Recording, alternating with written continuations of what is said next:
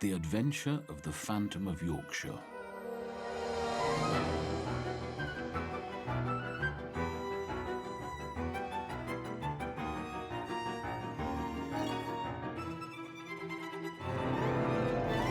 Written by Petr Macek, music by Daniel Barták, read by Jamie Marshall.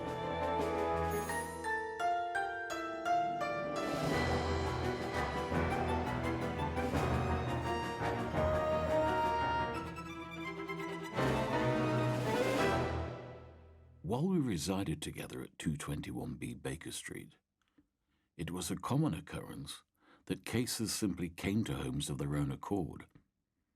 He had merely to lounge on the sofa in our drawing room and pick and choose the adventures or mysteries that would most stimulate his mind, relieve him of boredom and dangerous lethargy, and present a challenge for his brain.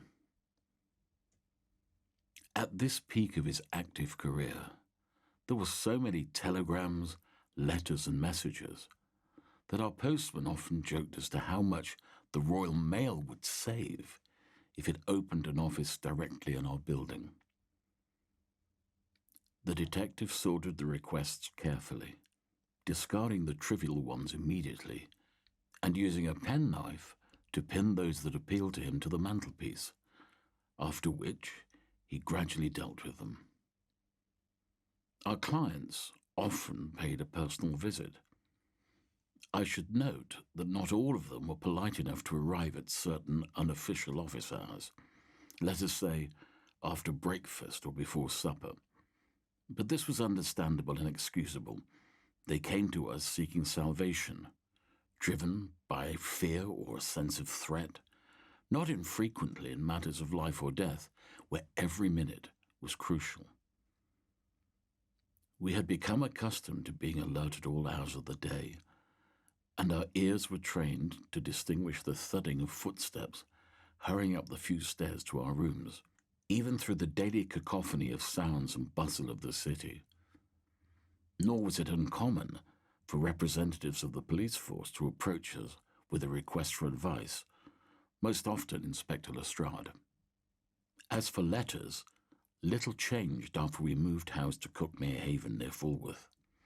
The number of uninvited guests may have declined, and even Scotland Yard made an effort to respect the detective's retirement, which was only interrupted by the events surrounding the Great War.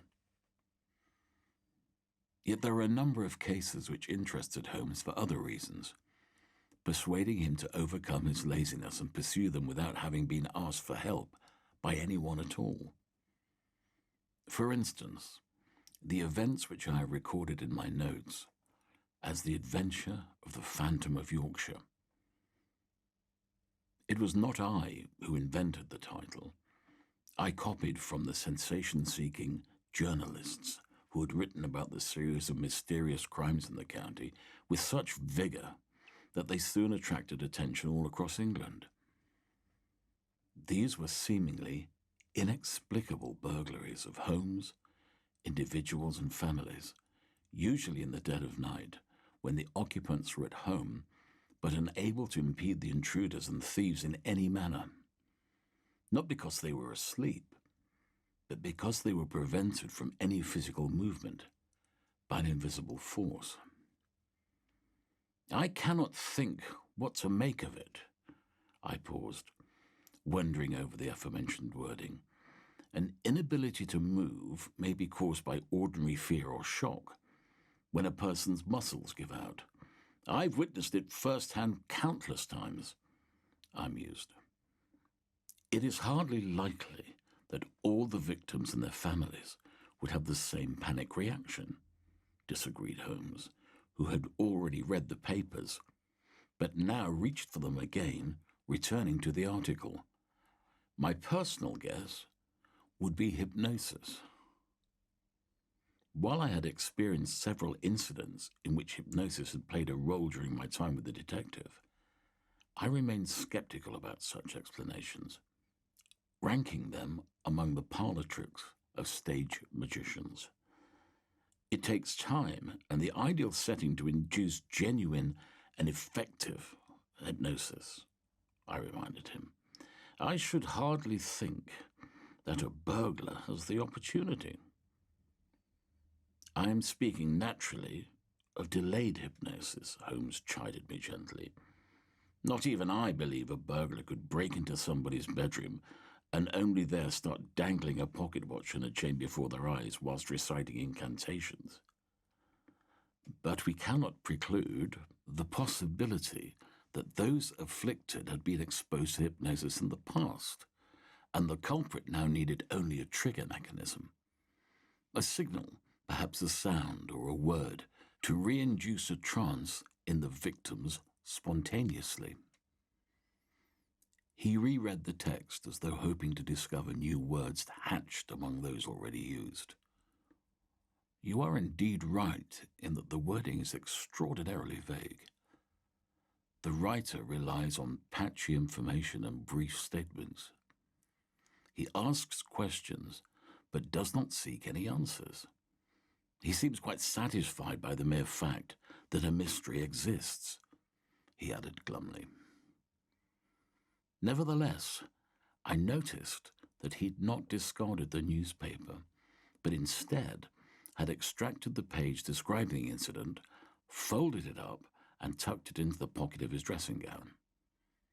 He was obviously intrigued and intended to follow the case.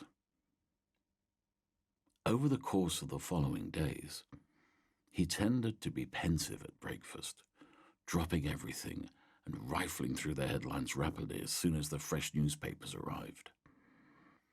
He passed the evenings by the fireplace in silence with a drink. And if he did start a conversation, he mused over the phantom rather than his usual chatter about beekeeping. I knew the urge to visit the scene was fighting with the feeling that he did not wish to impose himself on an investigation he'd not been invited to. On the third day, however, the Standard brought a report about another case, embellished this time with sensational details and an in-depth interview with the victim, who was determined to divulge the entire experience to journals. Holmes's restraint was overcome, and without consulting me, he returned from his morning run of errands in the city with 2 train tickets. Before noon, we found ourselves on our way to Pickering, a minor market town in the north, where this spate of unusual paralyses was taking place. We arrived at our destination late in the evening. First, we took lodgings for the night, and in the morning, having gulped down his breakfast, the detective reported to the local police station. His concerns that they would turn up their noses at the offer of a helping hand from the famous detective were unfounded. On the contrary, it was gratefully accepted. The whole affair is reminiscent of an adventure novel by some fantasy writer, were it not for the fact that it's really happening in my town, no less, the chief inspector despaired. There is a growing panic and hysteria, and everybody is afraid, he admitted. The case was evidently beyond his abilities. The assistance and reinforcements promised by London had not yet arrived, and the terrified citizens had started organising their own patrols. We were assigned a young constable named Lodge, and together set out to visit the victims. As we strode through the narrow streets of the town, overshadowed by the ancient castle on the hilltop, he described all that the local force had discovered up to that point. It wasn't much. The investigations had found no clues in any of the houses. It's quite a conundrum. People are suspicious. Paranoia has started spreading amongst them. And I can't say that I'm surprised. The homes in which they've always felt safe are at the mercy of an unknown power. Lodge concluded his report with undisguised concern. It is a great relief that you've arrived when you have. I would prefer not to publicise my involvement too much for the time being. For one thing, I do not wish to alarm the culprit, nor do I want to raise false hopes. The detective tempered the constable's expectations. But surely you have a theory in mind, having come so far. I regret you're mistaken. My interest was piqued by the bizarre nature of the affair, and I refuse to conjure any theories at all until I've obtained accurate and undistorted data directly from the interrogation. Were I to form a hypothesis based on those ludicrous articles and their allegations, the outcome would have to be a ghost, a member of an alien civilization, or a supremely intelligent ape. Holmes's dry humour did little to dispel the gloom. The young policeman fell silent and obediently led us to the house of Mr. and Mrs. Hardin, the Phantom's latest victims. It was the gregarious Mr. Hardin who had been the subject of the article that finally provoked Holmes to undertake the journey. He received us readily, ushering us into a cosy drawing room, and repeated his version of the events to us without any need for persuasion. A few days ago, the elderly couple had awoken in the middle of the night, having heard a suspicious rustling from their bedroom on the second floor of the terraced house. My wife thought that the cat had knocked something from the shelf and was about to get up and take a look, recounted the gentleman, still agitated, wearing a housecoat and slippers. He had a slight lisp because of his missing front teeth, but she found herself unable to get out of bed. Her arms and legs wouldn't budge. It was as though she were paralyzed. She couldn't even light the lamp on a bedside table. She started screaming in horror and woke me up. "Were you able to rise?" Holmes asked. "To tell you the truth, I don't know. More than anything, I was frightened," Harding said, shamefaced. "I jerked, my head started spinning, I began to feel nauseous and briefly lost consciousness. It was as though somebody had thrown a sack over my head." An understandable physiological reaction at your age. Your blood pressure flew up, the blood rushed to your head, and you felt faint, I said reassuringly. "How long were you unconscious?" The detective frowned. "Only for a moment," the pensioner shuddered, recalling the experience again in his mind. "When I came to, my wife had started moving a bit and was crawling over the bed towards me." "Adrenaline," I reasoned. "That, too, is common. Intense stress can release up to 10 times the usual amount into the bloodstream, and the body, putting it in layman's terms, mobilizes itself." Hardin, however, was quite oblivious to me and carried on telling his story. "When we finally managed to get up from the bed, we took a look around the house. The cat had been locked in the bathroom, and both the upstairs and the downstairs were in disarray. Closets, drawers, everything was open, and things were strewn about the floor. Locked drawers had been pried open." "And the burglar was gone," Holmes observed. "Was anything missing?" "Just some petty cash which we keep at home for emergencies. Otherwise, we've got everything at the bank, thankfully. We're rather sorry about my wife's jewellery, though," the man sighed. It was enough to put my friend's brain in gear for the first time. He began systematically asking about details, thus eliminating dead ends of inquiry. "I assume you were examined by a doctor?" "Oh, yes, we summoned a physician as soon as we received the report." Lodge straightened up like a ramrod in an effort to preserve a modicum of professional honour. "The constable's right," Harding lisped in support of the police officer. "Both my wife and I underwent a variety of examinations first thing in the morning. We're fine. I have no problems apart from my teeth, that is. The dentist, Benton, is making me new ones. I had nothing but a headache, but that soon passed." "Good to hear," the detective said approvingly. "Of course, what I meant was whether you've had any traces on your body, such as a puncture from an injection, which might have immobilized you while you were asleep, or perhaps a bump or a bruise from a blow." "We thought of that too," the young policeman hastened to reply. "The doctor found nothing on the Hardins, nor on any of the other previous victims." "Ah, so be it," Holmes shrugged. "Yet what you have described suggests some kind of exotic poisoning." No external force can account for your immobility. I believe it was a temporary, artificially induced paralysis. And after a certain amount of time, feeling was simply restored to your limbs. The phantom is not a murderer. I assume your stomach was pumped. Certainly not. The man shuddered in disgust, imagining the procedure. Pity, I remarked regretfully.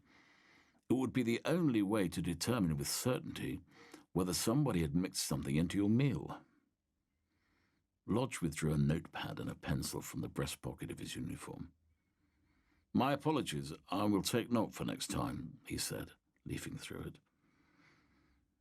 Our task, Constable, is to ensure that there is no next time, the detective remarked rather sternly. I do hope you have at least secured all the foodstuffs. We have indeed, the policeman said repentantly. Nothing unsound came with their analysis.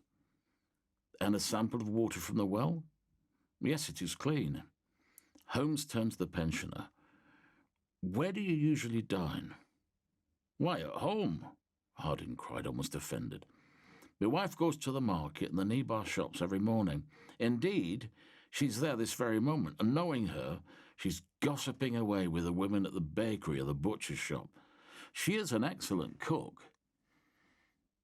Do you grow any vegetables or keep chickens? Oh, no, we're not keen on that. Our garden is purely ornamental. The detective fell silent for a moment, straightening his thoughts. Have you and Mrs. Hardin attended the performance of a magician or conjurer recently? I took advantage of the situation to inquire, having remembered our discussion earlier in the morning when we had stumbled onto this curious case. The constable, still scribbling something in his notepad, halted, raised his eyes to mine, and together with Hardin and the detective himself, stared at me in astonishment. On the heels of Holmes's cannonade of rational questions, mine must have seemed out of this world. No, the man cleared his throat, embarrassed. I do not venture out at all, not until my dentures are ready. My wife attends a ladies' book club, organised by the parish every Thursday by a mayor's wife. Oh, and she has housey on Tuesdays. Satisfied, Inspector Watson? Holmes teased me.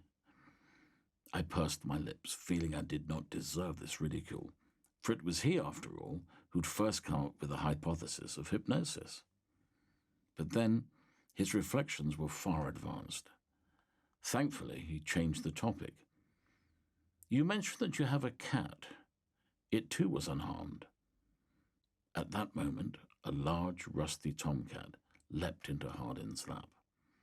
Donald was fine. The owner scratched the cat behind its ears.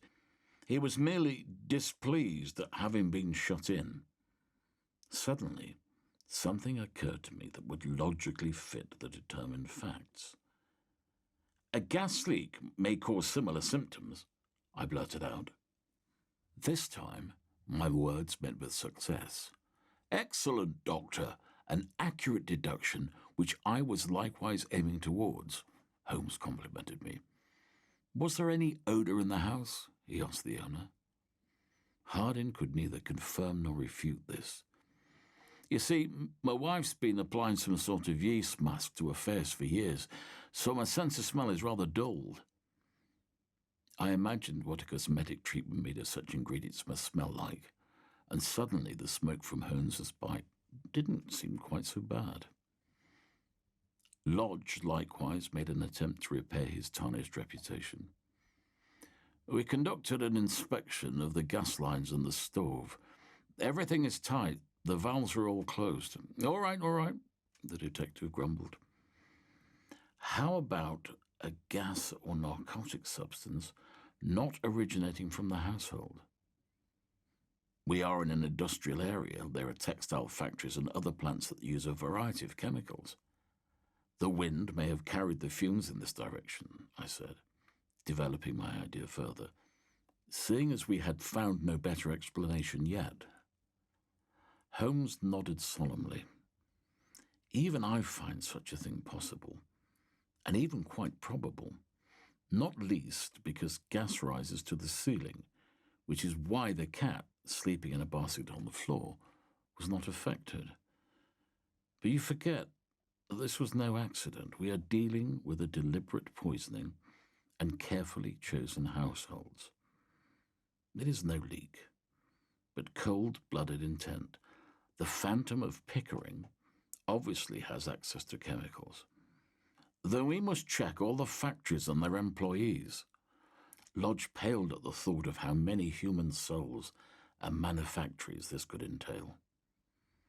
But how would the gas reach us? Hardin wondered. Through a closed window, no less. Why, it is summer, Holmes interjected. Do you not ventilate? The night was warm indeed, but my wife was frightened. After all, the burglar had already rampaged through our neighbourhood, striking Mrs. Dickens and Neville and me, my skipper. They've all been keeping our windows shut until they catch the scoundrel. Sound reasoning indeed. The Chief Inspector issued a recommendation to that effect, added the constable. The detective looked around the room and evidently concluded that there was nothing more to find here. Before we go, might I possibly take a look at your garden through which the culprit got in? He asked Hardin, who led us without objection to the garden. It was really a narrow strip of grass on the other side of the house, bordered along the fence by a bed of flowers, shrubs, and several mature trees. The ladder was propped against the wall so as to reach the window upstairs next to the bedroom. The owner pointed out the precise spot. By now, the place had been tidied up, much to my friend's displeasure. Holmes studied the house and, head tilted back, measured the height of the first floor. How did the Phantom get inside at all? He pushed a thin wire through the crack to release the lock and then slid up the window sash from the outside, the constable hastened to reply, so as not to be reprimanded for having neglected anything. Why climb upstairs when you have windows on the ground floor, too? Those on the ground floor were locked and shuttered, Hardin reasoned, and I'd left the ladder folded up in the garden but ready to use as I'm repairing the gutter, he admitted. The detective shook his head at such carelessness, sighed miserably, and proceeded to examine the lawn beneath the window where the ladder must have been positioned. Kneeling down, he rested his face on his arm and focused on the neatly cropped blades of grass. There are pitifully few traces left now, days after the deed, as the grass has managed to right itself. Yet there are several visibly trampled and broken blades to be seen. He then turned his attention to the soil. The earth is dry, but diligently watered, and the legs of the ladder have left an indent, he rejoiced. Judging by its depth, I estimate the Phantom weighs some 9.5 stone. He is therefore of slight physical stature, which fits the profile of a house burglar who must be agile and lithe. Holmes rose and dusted off his knees. Your bedroom window is the other one, about 12 feet to the right, he ascertained. Yes, Hardin confirmed. We moved beneath the other window, where my friend again spread himself over the grass. But this isn't where he got in, said Lodge in surprise. You're wasting your time, he declared. Are you sure? Holmes asked from the ground. Then how do you explain the ladder left the same marks beneath this window as it did below the other? The constable flushed and started stammering. Unless he wanted to make sure the Hardins were sleeping. Indeed, Holmes retorted. Mr. Hardin, I need to visit your bedroom after all. Should my suspicions prove correct, we will have found the answer to the first part of this riddle and a clue to identifying the perpetrator. We ascended the wooden staircase inside and entered the old-fashioned bedroom. Lavender scented the air, and the fierce summer sun shone through the lace curtains onto the rustic furniture. The closed windows made the room so hot and stuffy that I had to loosen my shirt collar. Holmes pulled out his magnifying glass and, with the landlord's consent, strode directly to the window. "Just as I expected," he exclaimed a moment later. He passed the handkerchief from his breast pocket over the lower part of the casing and windowsill. Several particles of sawdust stuck to it. "I trust you do not have problems with woodworm?" Hardin's eyes bulged and he shook his head. The detective proffered his magnifying glass to the constable, inviting him to take a look. "Upon close examination, you will find a minute opening in the bottom left of the window casing, no more than a few millimeters. It is easily missed at an ordinary glance." "I can see it too," Lodge exclaimed in surprise. "It is so cleverly placed that you cannot see it unless you bend down. I imagine the burglar drilled it manually as soon as the couple fell asleep, or perhaps even before they came up to the bedroom from downstairs. It only took a moment, but he was in no hurry, as it was dark and the view of the garden from beyond is obstructed by trees." "And he let the gas in through the opening?" I added the obvious. "Quite so. I would say he inserted a small tube and then merely waited for the substance to take effect. I am certain that if you examine the other victims' houses once more, you will find similar holes drilled in all of them." "Why, this is appalling," I gasped. "But it is essentially good news for the inhabitants of Pickering," said Holmes, rubbing his hands with satisfaction. "You can tell them that they no longer need to fear poisoning by food from their gardens or water from their wells. Now that we know how the phantom paralyzes his victims, we are one step closer to exposing him." In the course of the afternoon, without the constable at this point, we managed to call on the 3 other families that had been visited by the uninvited guest. We heard stories remarkably similar to that of Hardin's, differing only in minute details, none of which contradicted our suspected use of an unknown gas, and quite the opposite. Indeed, the expected, cleverly chosen and thereby overlooked openings were found at all the crime scenes. In one household, the substance had so thoroughly intoxicated the occupants that they slept through the burglary. Elsewhere, it resulted in paralysis or temporary crippling. Dorothy Dickens, a most attractive lady in her best years, reported symptoms similar to Mr. Hardin, namely dizziness, fainting, and a brief loss of consciousness. Mr. Kearney even suffered a nosebleed after having smelled an unknown, sweetish odour. All these difficulties disappeared after a few hours. However, there was one other important detail in Mrs. Dickens' case which caught our attention. When she found, while in bed, that her limbs refused to move, like Mr. Hardin, she started calling for help and had alerted the neighbours. From their windows, they had seen a figure dressed head to foot in black, scurrying from her property and escaping through adjacent gardens into the darkness with some kind of sack slung over his back. It was the first and only time the phantom had been seen to date. We were pleased to hear that the description matched Holmes's initial estimate as to the culprit's height and weight. The day ended with an evening meeting of Pickering residents at the town hall, which had been convened by Mayor Burton because of the recent crime wave. Several hundred inhabitants gathered in the great hall, including Burton and his councillors, the physicians Benton and Fishburne, and seated on the podium was our acquaintance, Chief Constable Robbins, facing a barrage of discontent from the crowd. He might not have plucked up the courage to speak to his fellow citizens at all, had my friend not taken him aside and whispered something to him briefly beforehand.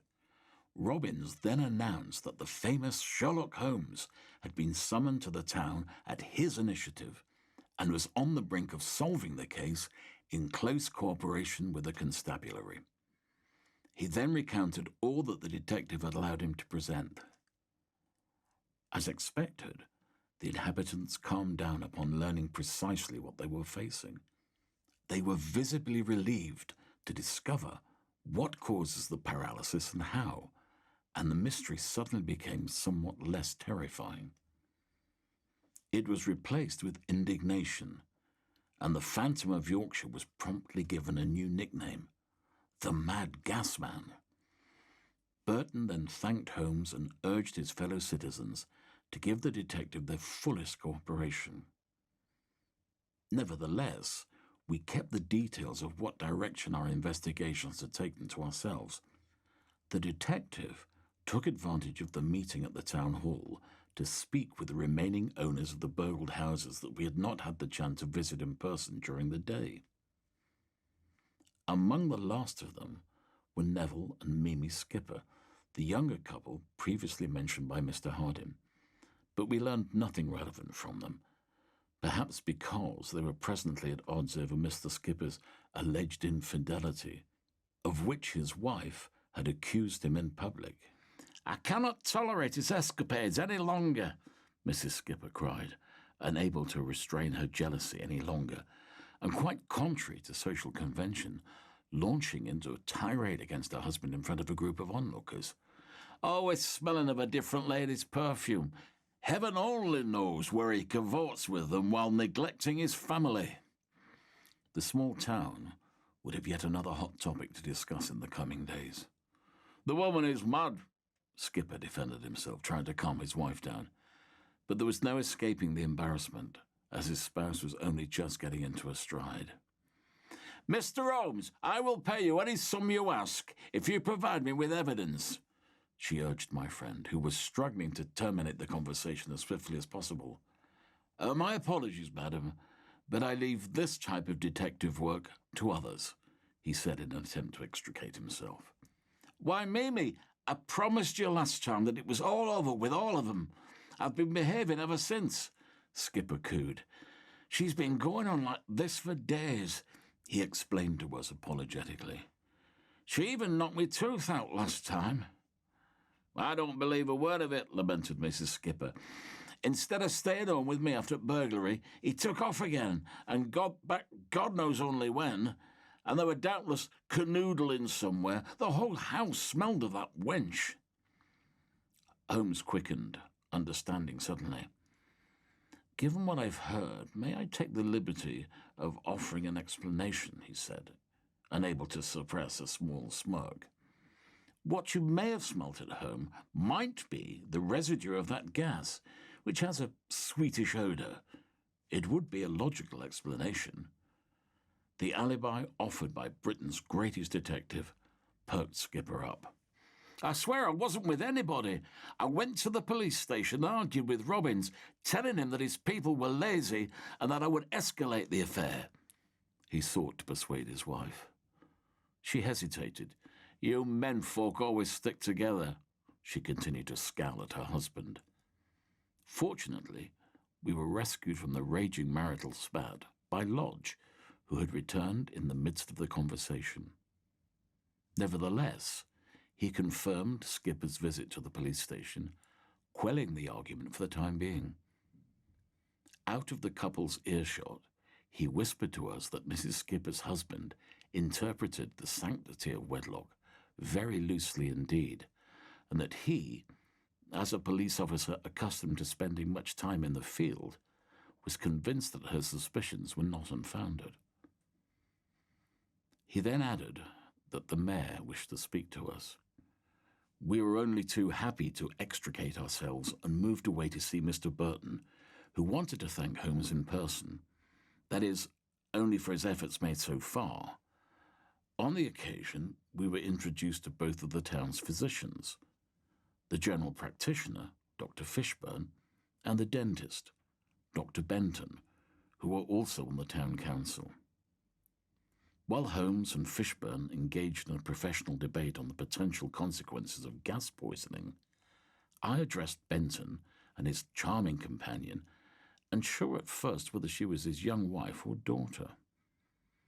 I did not think the slender, fair-haired creature suited the older, stocky gentleman with pince-nez and whiskers, although I count myself among those who believe in true love and affection deeper than the fleeting intoxication of superficial beauty. Instead, Benton introduced the young lady as his medical nurse and assistant. "How do you do, Doctor?" she said, lightly and timidly extending a lace-gloved hand. I pressed it gently, noticing its intoxicating scent. "I've always said the loveliest flowers grow here in the north," I complimented her.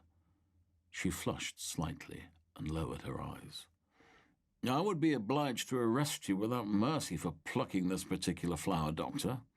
It is a protected species," said Lodge, placing a protective hand on her shoulder. "Edward, darling," she welcomed him with a kiss. "Miss Ellie Reed and I are to be married." The young man beamed at me joyously. "Then I wish you only the very best," I congratulated the enamoured pair. Benton looked considerably less benevolent.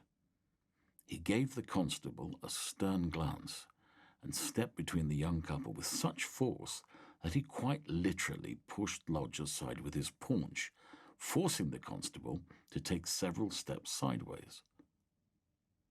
Then the local dentist withdrew his pocket watch and frowned at it meaningfully. "It is high time we left, Miss Reed. It is almost the 23rd hour, and our patients will be awaiting us in the morning," he reminded her. The young lady nodded, and Holmes, who had come to bid his farewell, gallantly helped her into a dress jacket she had placed over the back of a chair in the hall. "Shall I see you tomorrow?" the constable asked. She managed to whisper that they would meet at the usual time before Benton hurried her away. "A charming beauty," I remarked. "Thank you," the constable smiled.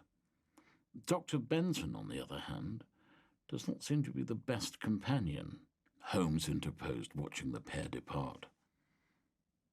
The dentist stepped out with an air of self-importance, while Ellie trotted obediently after him, leaving behind only the scent of her perfume. "He is fairly new in town, having replaced the deceased Dr. Mitchum but a few years ago, shortly after the war. He hasn't fitted into local society very well, but people do praise his professionalism. He's fast, precise, and inexpensive," Lodge admitted. "Perhaps that is why he was recently elected to the council. Ellie, on the other hand, has been the town's darling from the outset. Benton brought her with him, and I fell in love with her at first sight. To her, he's like the father she doesn't have. They met during the war at an infirmary somewhere, where she was nursing the injured, and he served as a physician. She has seen so much horror in her life that she only deserves happiness from now on. Once we're married and saved up, we would like to go to America." "Bold plans indeed," I exclaimed. "People should have grand objectives. It makes it easier to achieve smaller ones in pursuit of their fulfillment," my friend agreed, patting the constable on the shoulder encouragingly. Meanwhile, the meeting at the town hall had broken up. The residents of Pickering had returned to their homes, and we were the only ones remaining in the hall. We were in no hurry, for there was a long night before us. A small office was put at our disposal to make ourselves comfortable, with refreshments prepared by the mayor's secretary awaiting us. The next part of our investigation was to take place here. All afternoon and early evening, the constable had been busy with a task assigned by Holmes to collect information about all the establishments in and around Pickering that use chemical substances. The detective intended to have all the available details before embarking on a personal inspection of the sites tomorrow. For somebody with the soul of a chemist like my friend, it was a dream assignment, but for the constable, it was a veritable nightmare. North Yorkshire is known for wool processing, as well as producing fabrics for the clothing industry in general. However, the array of required chemicals was enough to make even the detective's head spin. Gases are formed by thermal decomposition and naturally have different effects and properties depending on the different formulas, ratios, and compounds. Our man must be an expert with the proper equipment.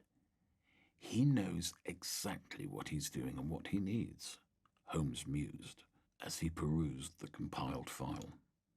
Fortunately, the relevant municipal administration department had all the information we could possibly need. Regrettably, we do not know exactly what gas the Phantom, or Mad Gasman if you will, is using. We do know that it is characterized by a sweetish odor, so it may be some derivative of nitrous oxide, which you will know from your medical practice as laughing gas, or diazoxide.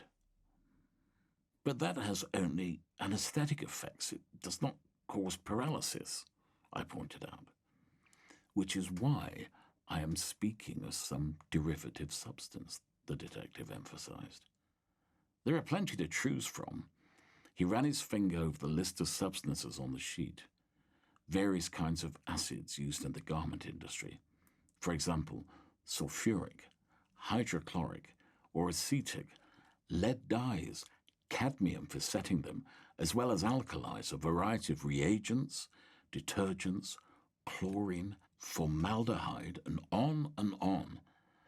I would have to be in my laboratory to conduct a series of experiments to determine exactly how each compound behaves, he mused.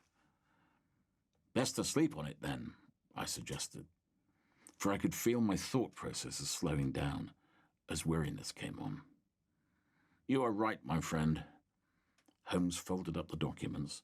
Today has been quite eventful, and tomorrow will be no less demanding. Constable, I assume you have some mode of transport at your disposal. Please pick us up at 9 o'clock, he asked Lodge. With these words, we parted, and the detective and I walked from the town hall to our boarding house, Holmes taking the opportunity to smoke a pipe in the pleasant, balmy night air. I did not distract him, for I knew that flashing before his eyes were not the picturesque little houses of Pickering, but instead complex chemical formulae and their interactions and reactions of compounds. As instructed, the constable collected us precisely on time, a fact appreciated more by Holmes than myself. Although the detective fell asleep long after me and rose much earlier, he appeared far more refreshed, driven by his desire to solve the mystery and tear the mask from the face of the elusive phantom who was being hunted by the entire town. Our inspection started at a small enterprise on the outskirts of the town, where wool was cut, sorted, combed, washed, and dyed. Several chemicals were used here, but all were industrially processed. There was no in-house laboratory or opportunity to work with them any further. They were also stored as per safety regulations. We stayed only a short time and moved on. All the greater was our astonishment at the next, rather larger textile production factory. For the chief technologist, with access to an amply supplied warehouse, was none other than Mr. Skipper. But that is no secret. I've been working here for 10 years now.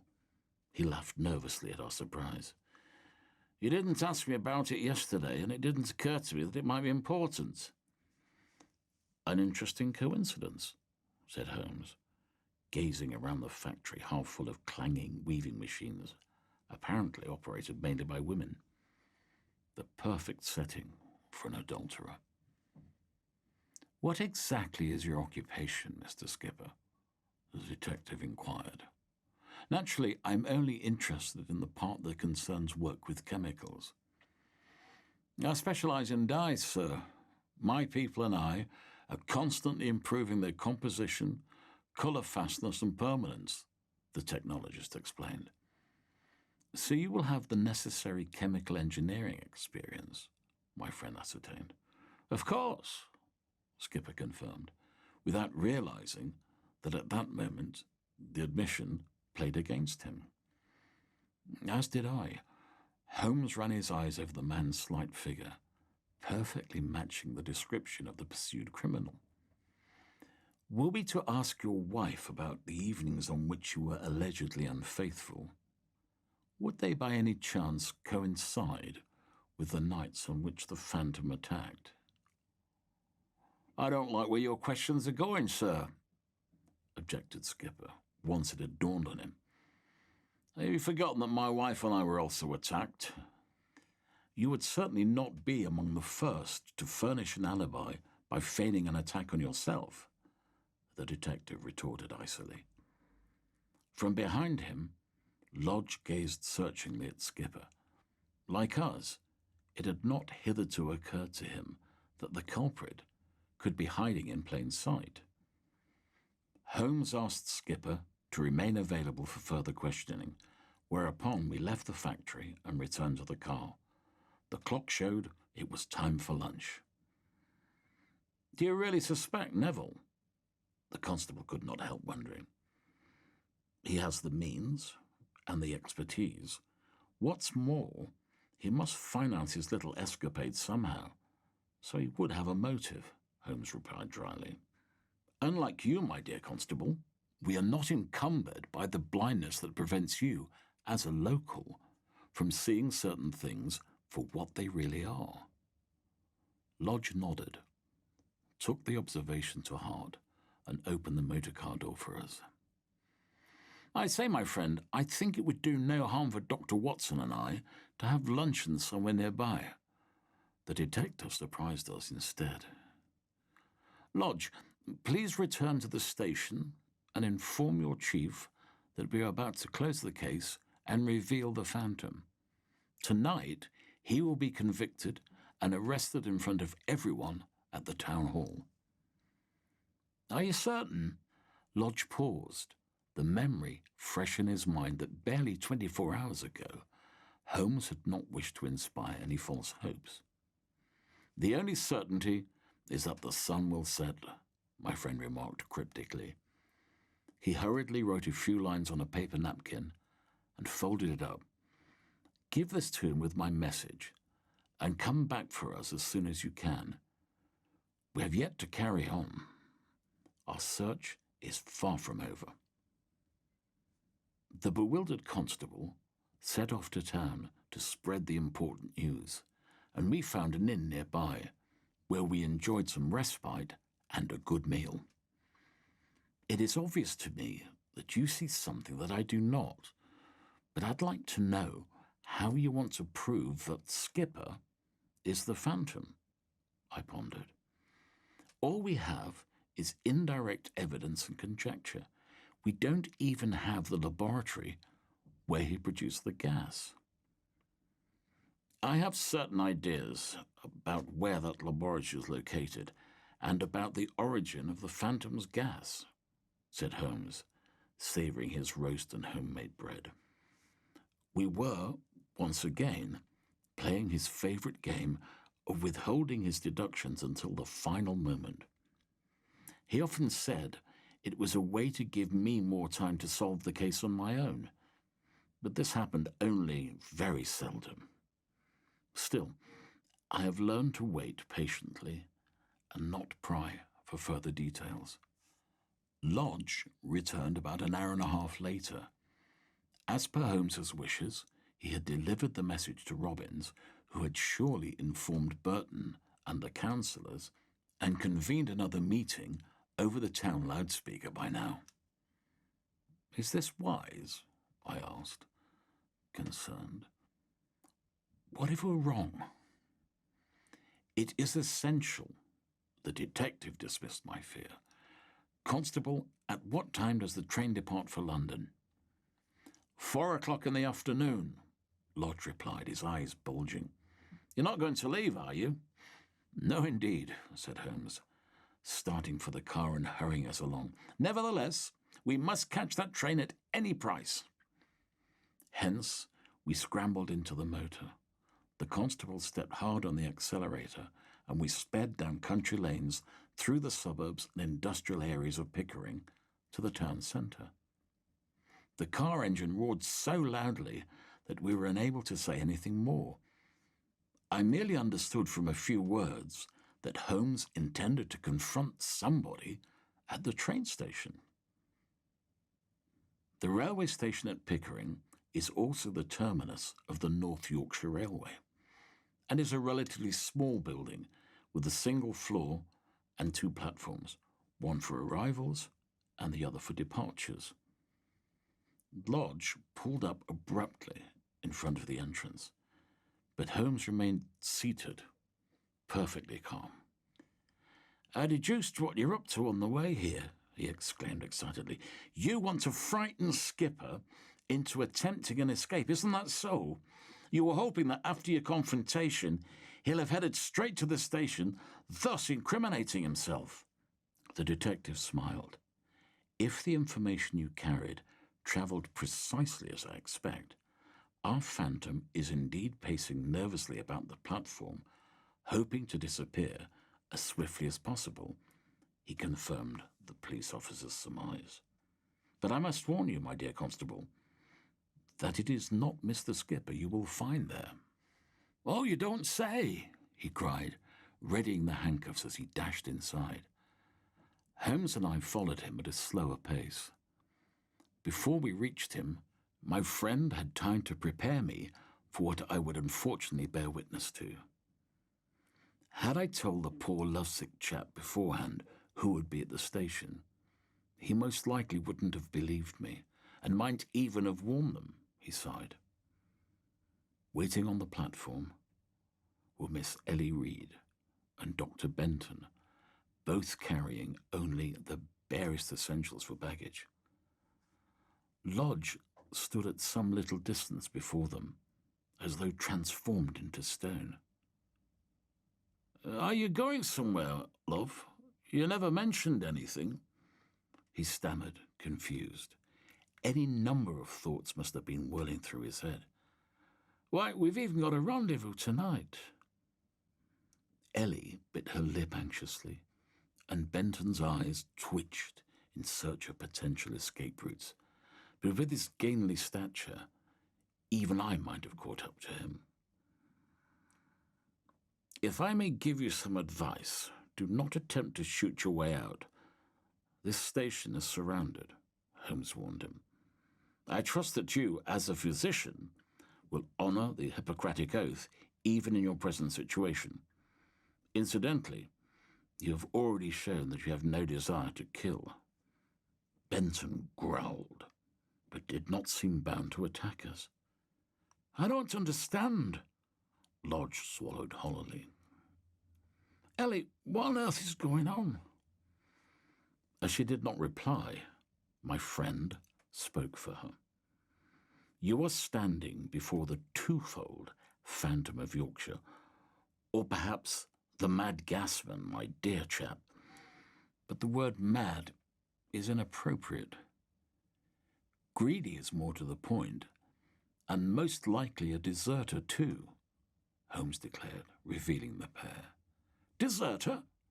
I exclaimed in astonishment. "You're an army doctor." I looked at Benton. He, however, chose to remain silent. "He is indeed, but he serves a different majesty than you do, Watson," Holmes continued. "Mr. Benton and Miss Ellie are German spies who stayed on in our country after the Great War. Their empire lost, and they had no choice but to remain here in secret. Disguised as a respected physician and his assistant, they won the confidence of the people of Pickering. He as a counsellor, and she through a calculating relationship with a young police officer. This ensured a source of local information, making them feel safe and concealed." "Well, it's a rather bold allegation," remarked Lodge, unconvinced, still hoping it was all a mistake.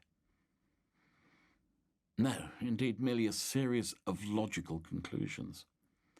Perhaps you could ask the young lady to present her travel documents. As a police officer, you're entitled to do so. The constable extended his hand to Miss Ellie, as though in a trance, yet quite uncompromising. By then, reinforcements had arrived at the train station, led by Robbins himself. Ellie could but obediently withdraw her own and Benson's documents from her purse. They were made out under entirely different names, but forged so masterfully that nobody would ever notice. They fell from Lodger's limp hands. Holmes picked them up and peered at them. "Just as I thought," he said. The chief constable was the first to find his bearings among the startled police officers. "Doctor, Miss, I would like to believe that all of this will be duly explained. But for now, I must ask you to accompany me to the station," he instructed. "We will take care of your luggage." "Do not forget to examine the suitcases," the detective said. "They contain the Phantom's entire loot." Lodge crouched down to Benton's suitcase and opened it in front of us all. It was full of jewellery and other small valuables, as well as bundles of cash. No further evidence was needed. "I hereby arrest you," he said, grasping his fiancée by the arm, perhaps more brusquely than appropriate. "Anything you say henceforth may be used against you." Robin's men took care of the rest and led the ensnared pair away to the police car. We sat with the devastated Lodge on an empty bench and watched the last passengers board the train, having provided them with quite the distraction while waiting for its departure. The conductor blew the whistle, the engine blew steam, and slowly pulled away from Pickering Station. "I, too, would have succumbed to that beautiful face at your age," I comforted him. "Not everybody is a born lie detector, like Holmes here. It's not that I was suspicious of Miss Ellie, or whatever her name is in particular," the detective said defensively. "I was merely toying from the outset with the idea that the Phantom could be a woman. I was led to this assumption by the burglar's estimated weight, and it was confirmed by Mrs. Skipper's conviction that she could smell her husband's mistresses in the house the following day. Women do have a particular keen sense of smell, far more developed than men. Yet even we noticed how lovely and distinctive Miss Ellie's scent was. Her perfume pervaded the entire town hall. It occurred to me that a woman like her may have left this trail of scent behind during the burglary. Had it been the residue of gas, something I told Mrs. Mimi merely to rid us of her demands to spy on her husband, Skipper would have had a headache. I consider it a merciful lie," he admitted. So that's what he was pondering over so deeply as we strolled back from the town hall meeting that night. He must surely have begun to suspect even then. Very well, but what about the other things? The Phantom handled the gas with considerable skill, not just in terms of chemical engineering, but also from a medicinal perspective. Nitrous oxide is commonly used during more complex interventions, also by dentists, and many of the victims had suffered dental problems in recent months. This drew my attention to Benton. He has plenty of equipment at his surgery to work with gases, which Robbins is sure to find on examination. Incidentally, his laboratory was on your list of places where volatile substances are stored, he reminded Lodge. Do forgive the obfuscation. I wanted Benton to stew in his own juices and attempt a hasty escape in his panic. And that they are Germans. Spies, even. There are several minute pieces of evidence to that effect. For example, that Ellie wears German-style clothing. When they were leaving the town hall, Miss Reed gave Benton priority at the door, As a woman, albeit his subordinate, she should be shown deference, but they automatically behaved like soldiers, where the higher rank has the upper hand. It was no ordinary lack of tact or proper manners, merely habit.